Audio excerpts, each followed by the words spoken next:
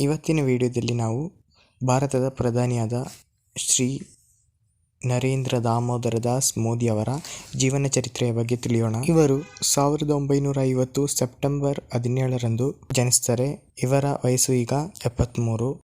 ಇವರ ತಂದೆ ದಾಮೋದರ ದಾಸ್ ಮುಲ್ಚಂದ್ ಮೋದಿ, ಇವರ ತಾಯಿ ಹೀರಾಬೆನ್ ಮೋದಿ.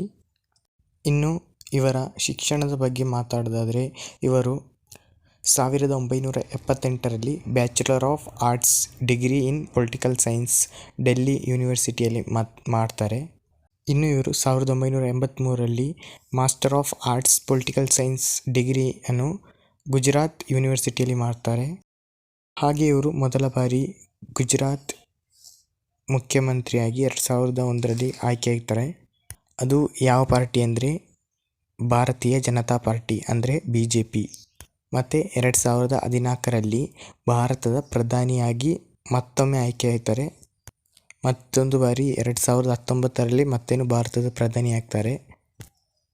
ಮತ್ತು ಈಗ 2024ರಲ್ಲಿ ಮತ್ತೊಮ್ಮೆ ಅಂದರೆ ಹ್ಯಾಟ್ರಿಕ್ ಆಗಿ ಪ್ರಧಾನಿಯಾಗಿದ್ದಾರೆ.